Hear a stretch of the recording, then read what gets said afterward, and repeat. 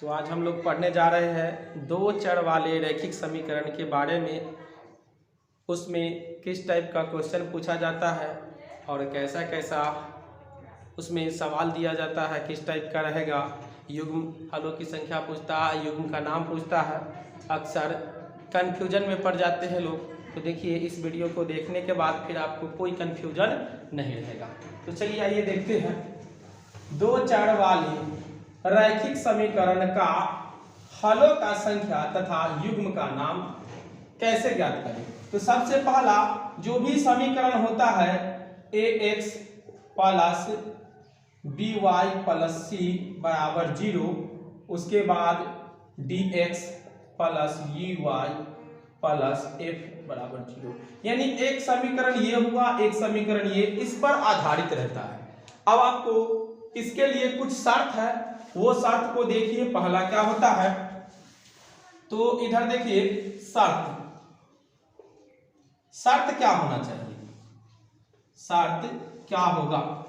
उसके बाद हलों की संख्या, हलों की संख्या,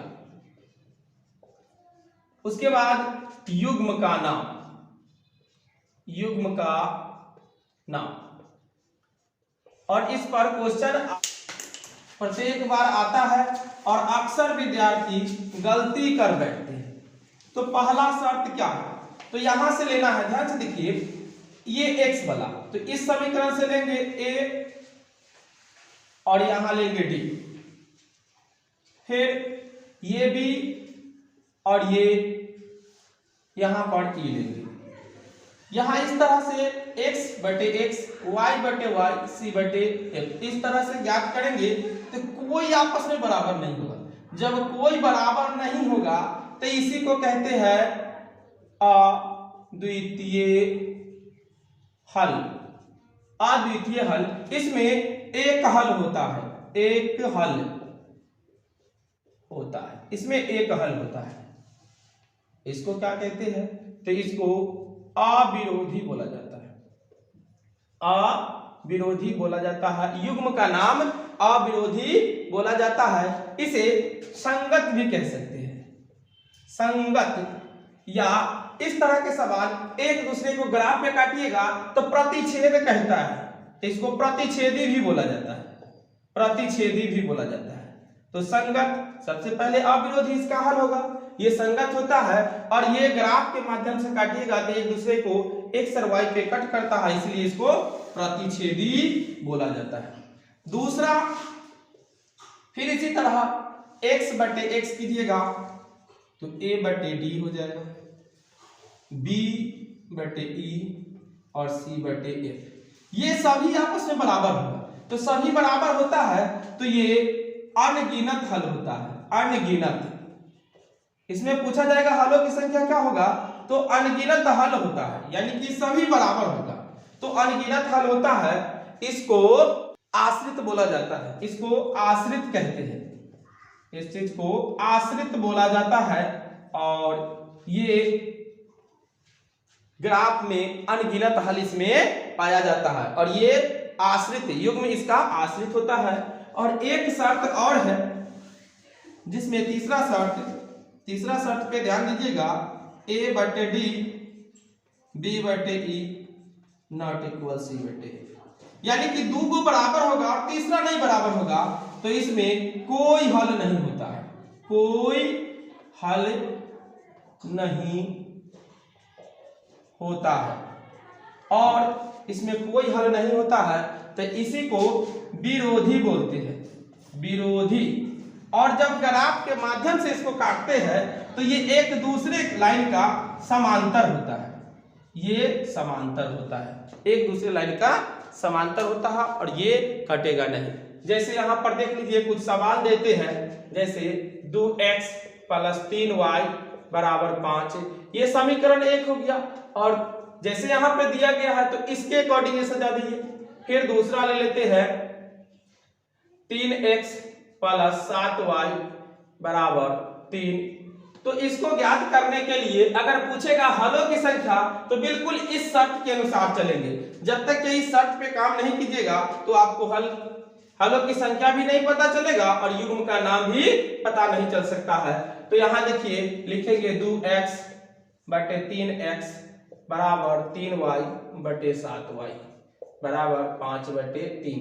अब ये x से x कट गया, y से y कटा, 2/3, 3/7, 5/3। अब आप देख सकते हैं कोई आपस में बराबर नहीं है। जब कोई बराबर नहीं होता है तो हलों की संख्या पूछेगा तो अद्वितीय हल होता है, अद्वितीय हल होगा। अगर युग्म का नाम पूछे तो देखिए युग्म का नाम में क्या बोलिएगा, अविरोधी होगा। युग्म का नाम पूछे, युग्म का नाम पूछा जाए तो युग्म में बोलिएगा अविरोधी होगा, अविरोधी। युग्म क्या हो जाएगा, अविरोधी होगा।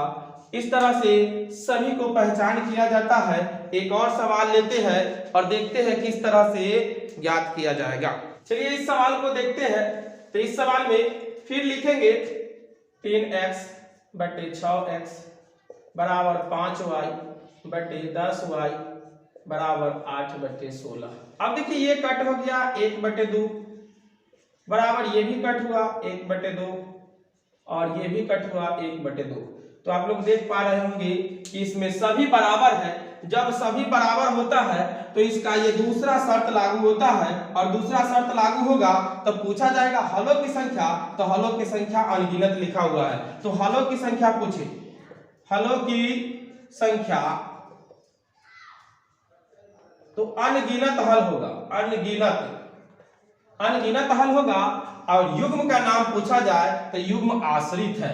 अगर युग्म पूछा जाए, युग्म, तो युग्म का नाम पूछा जाए तो युग्म की बोलिएगा आश्रित है, युग्म आश्रित है। चलिए एक सवाल और देखते हैं। यहाँ 2x बटे 3x बराबर 8y बटे 12y बराबर -5/7।